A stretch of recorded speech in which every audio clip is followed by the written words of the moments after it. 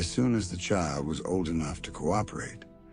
I would fill his mind so completely with a burning desire to hear that nature would, by methods of her own, translate it into physical reality.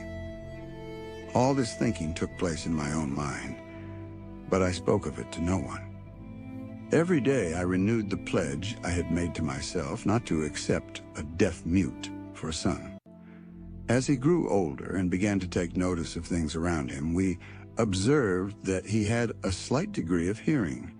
When he reached the age when children usually begin talking, he made no attempt to speak, but we could tell by his actions that he could hear certain sounds slightly. That was all I wanted to know. I was convinced that if he could hear, even slightly, he might develop still greater hearing capacity. Then something happened which gave me hope. It came from an entirely unexpected source. We bought a Victrola. When the child heard the music for the first time, he went into ecstasies and promptly appropriated the machine. He soon showed a preference for certain records, among them It's a Long Way to Tipperary. On one occasion, he played that piece over and over for almost 2 hours, standing in front of the Victrola with his teeth clamped on the edge of the case. The significance of this self-formed habit of his did not become clear to us until years afterward, for we had never heard of the principle of bone conduction of sound at that hour.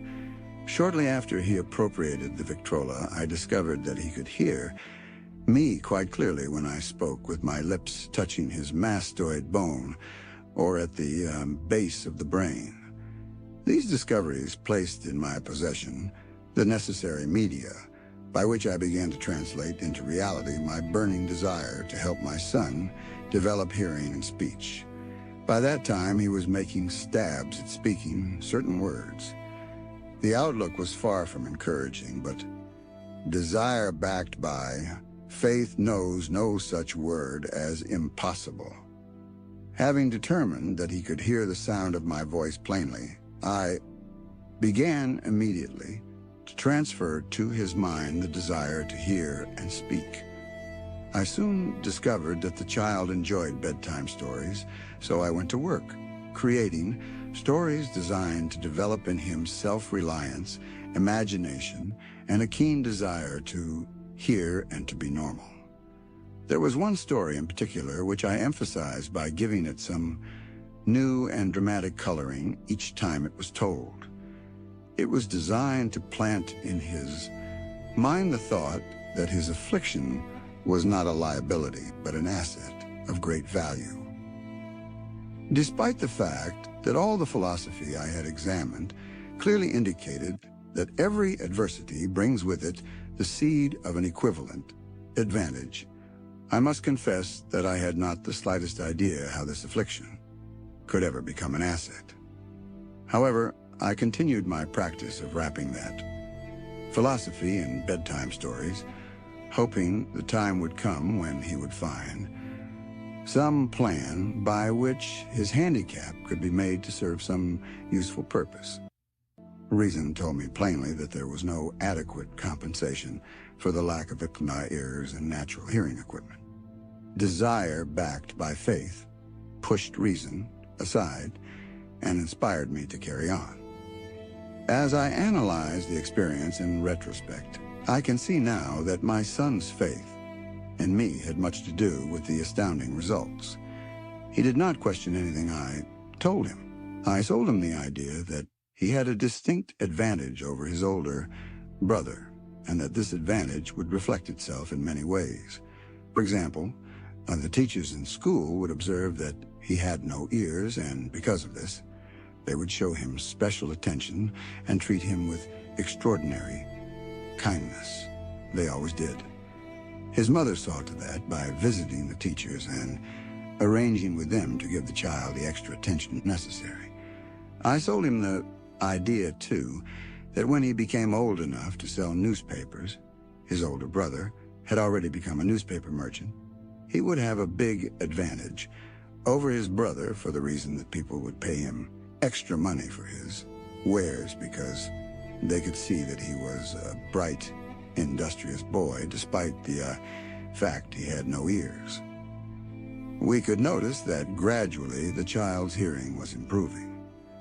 Moreover, he had not the slightest tendency to be self-conscious because of his affliction. When he was about 7, he showed the first evidence that our method of servicing his mind was bearing fruit. For several months he begged for the privilege of selling newspapers, but his mother would not give her consent. She was afraid that his deafness made it unsafe for him to go on the street alone. Finally, he took matters in his own hands. One afternoon, when he was left at home with the servants, he climbed through the kitchen window, shinnied to the ground, and set out on his own. He borrowed 6 cents in capital from the neighborhood shoemaker, invested it in papers, sold out, reinvested, and kept, repeating until late in the evening. After balancing his accounts and paying back the 6 cents he had borrowed from his banker, he had a net profit of 42 cents. When we got home that night, we found him in bed asleep with the money tightly clenched in his hand. His mother opened his hand, removed the coins, and cried. Of all things, crying over her son's first victory seemed so inappropriate. My reaction was the reverse. I laughed heartily, for I knew that my endeavor to plant in the child's mind an attitude of faith in himself had been successful. His mother saw in his first business venture a little deaf boy who had gone out in the streets and risked his life to earn money. I saw a brave, ambitious, self-reliant little businessman whose stock in himself had been increased to 100% because he had gone into business on his own initiative and had won. The transaction pleased me because I knew that he had given evidence of a trait of resourcefulness that would go with him all through life.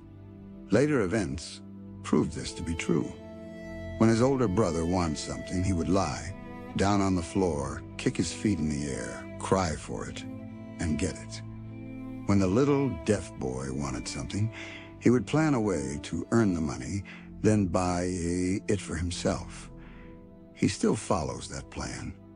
Truly, my own son has taught me that handicaps can be converted into stepping stones on which one may climb towards some worthy goal, unless they are accepted as obstacles and used as alibis.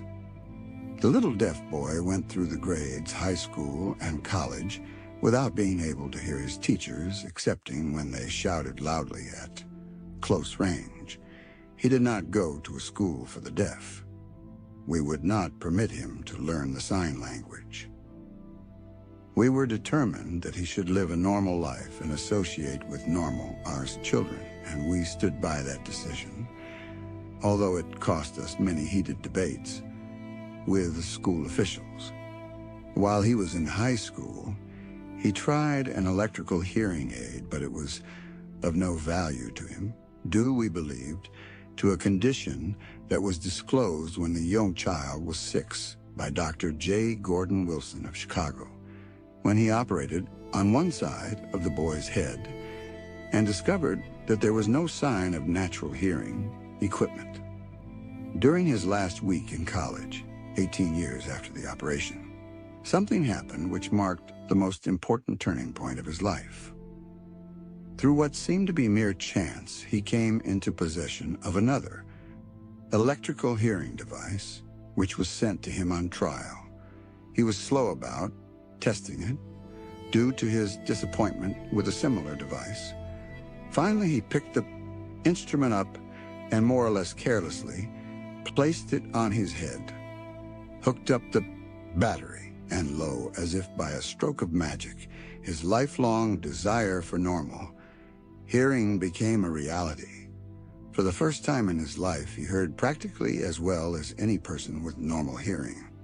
God moves in mysterious ways his wonders to perform.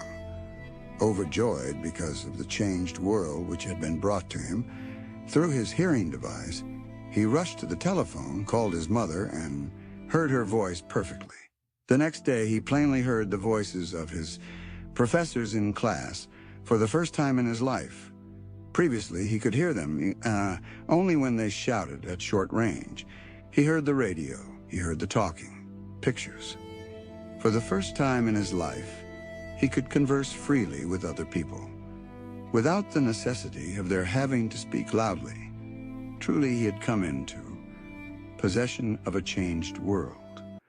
We had refused to accept nature's error, and by persistent desire, we had induced nature to correct that error through the only practical means available. Desire had commenced to pay dividends, but the victory was not yet complete. The boy still had to find a definite and practical way to convert his handicap into an equivalent asset. Hardly realizing the significance of what had already been accomplished, but intoxicated with the joy of his newly discovered world of sound, he wrote a letter to the manufacturer of the hearing aid, enthusiastically describing his experience. Something in his letter, something perhaps which was not written on the lines but back of them, caused the company to invite him to New York. When B arrived, he was escorted through the factory, and while talking with the chief engineer, telling him about his changed world, a hunch, an idea, or an inspiration, call it what you wish, flashed into his mind. It was this impulse of thought which converted his affliction into an asset, destined to pay dividends in both money and happiness to thousands for all time to come. The sum and substance of that impulse of thought was this.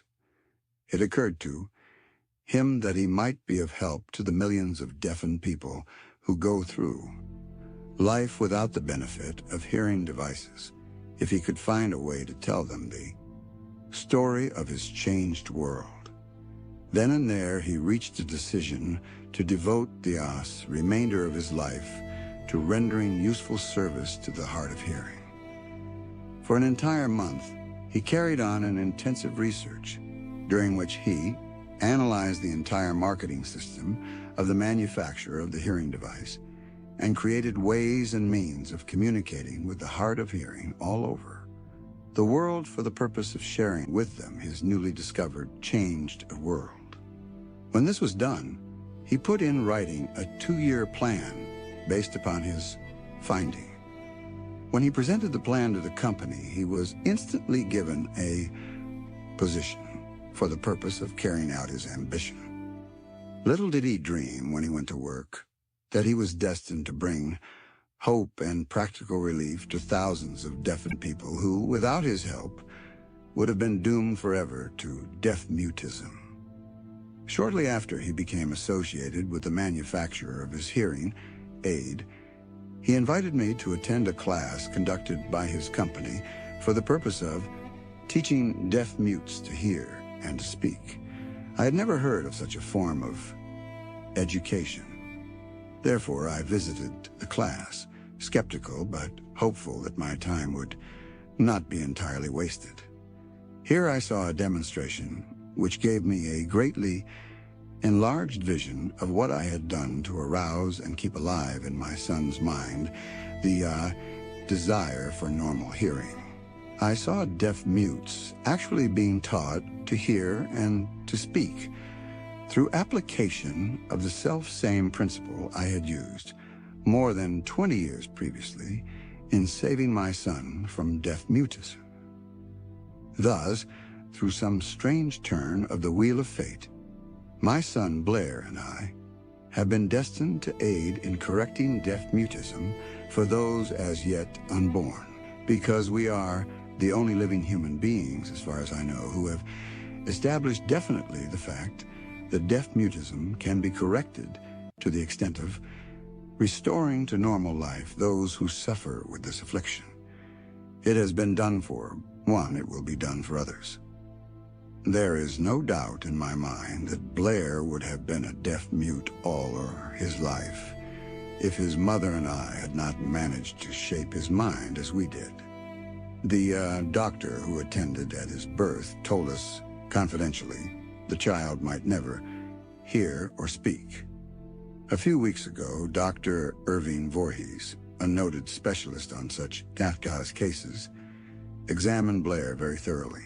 He was astounded when he learned how well my son now hears and speaks, and said his examination indicated that, theoretically, the boy should not be able to hear at all. But the lad does hear, despite the fact that X-ray pictures show there is no opening in the skull whatsoever from where his ears should be to the brain. When I planted in his mind the desire to hear and talk and live as a being normal person, there went with that impulse some strange influence which caused nature to become a bridge builder and span the gulf of silence between his brain and the outer world by some means which the keenest medical specialists have not been able to interpret. It would be sacrilege for me to even conjecture as to how nature performed this miracle. It would be unforgivable if I neglected to tell the world as much as I know of the humble part I assumed in the strange experience. It is my duty and a privilege to say, I believe, and not without reason, that nothing is impossible to the person who backs desire with enduring faith. Verily, a burning desire has devious ways of transmuting itself into its physical equivalent. Blair desired normal hearing. Now he has it. He was born with a handicap which might easily have sent one with a less defined desire to the street, with a bundle of pencils and a tin cup. That handicap now promises to serve as the medium by which he will render useful service to many.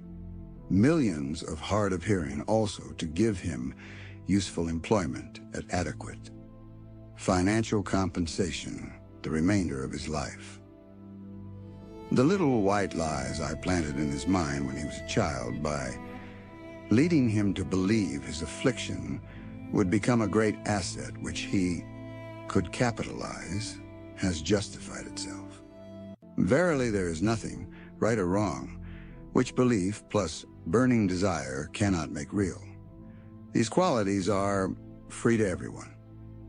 In all my experience in dealing with men and women who had personal problems, I never handled a single case which more definitely demonstrates the power of desire. Authors sometimes make the mistake of writing of subjects of which they have but superficial or very elementary knowledge. It has been my good fortune to have had the privilege of testing the soundness of the power of desire through the affliction of my own son. Perhaps it was providential that the experience came as it did, for surely no one is better prepared than he to serve as an example of what happens when desire is put to the test. If Mother Nature bends to the will of desire, is it logical that mere men can defeat a burning desire? Strange and imponderable is the power of the human mind. We do not understand the method by which it uses every circumstance, every individual, every physical thing within its reach as a means of transmuting desire into its physical counterpart. Perhaps science will uncover this secret. I planted in my son's mind the desire to hear and to speak as any normal person hears and speaks. That desire has now become a reality. I planted in his mind the desire to convert his greatest handicap into his greatest asset. That desire has been realized. The modus operandi by which this astounding result was achieved is not hard to describe. It consisted of three very definite facts. First, I mixed faith with the desire for normal hearing, which I passed on to my son. Second, I communicated my desire to him in every conceivable way available through persistent, continuous effort over a period of years. Third, he believed me. As this chapter was being completed, news came of the death of Madame Schumann-Heink. One short paragraph in the news dispatch gives the clue to this unusual woman's stupendous success as a singer. I quote the paragraph because the clue it contains is none other than desire. Early in her career, Madame Schumann-Heink visited the director of the Vienna Court Opera to have him test her voice, but he did not test it. After taking one look at the awkward, poorly dressed girl, he exclaimed, none too gently, "With such a face and with no personality at all, how can you ever expect to succeed in opera? My good child, give up the idea. Buy a sewing machine and go to work. You can never be a singer." Never is a long time. The director of the Vienna Court Opera knew much about the technique of singing. He knew little about the power of desire when it assumes the proportion of an obsession. If he had known more of that power, he would not have made the mistake of condemning genius without giving it an opportunity. Several years ago, one of my business associates became ill. He became worse as time went on, and finally was taken to the hospital for an operation. Just before he was wheeled into the operating room, I took a look at him and wondered how anyone as thin and emaciated as he could possibly go through a major operation successfully. The doctor warned me that there was little, if any, chance of my ever seeing him alive again. But that was the doctor's opinion. It was not the opinion of the patient. Just before he was wheeled out of the way, he whispered feebly, "Do not be disturbed, Chief. I will be out of here in a few days." The attending nurse looked at me with pity, but the patient did come through safely. After it was all over, his physician said nothing but his own desire to live saved him. He never would have pulled through if he had not refused to accept the possibility of death. I believe in the power of desire backed by faith because I have seen this power lift men from lowly beginnings to places of power and wealth. I have seen it rob the grave of its victims. I have seen it serve as the medium by which men staged a comeback after having been defeated in 100 different ways. I have seen it provide my own son with a normal, happy, successful life, despite nature's having sent him into the world without ears. How can one harness and use the power of desire? This has been answered through this and the subsequent chapters of this book. This message is going out to the world at the end of the longest and perhaps the most devastating depression America has ever known. It is reasonable to presume that the message may come to the attention of many who have been wounded by the depression, those who have lost their fortunes, others who have lost their positions, and great numbers who must reorganize their plans and stage a comeback. To all these, I wish to convey the thought that all achievement, no matter what may be its nature or its purpose, must begin with an intense, burning desire for something definite. Through some strange and powerful principle of mental chemistry, which he has never divulged, nature wraps up in the impulse of strong desire that something which recognizes no such word as impossible and accepts no such reality as failure.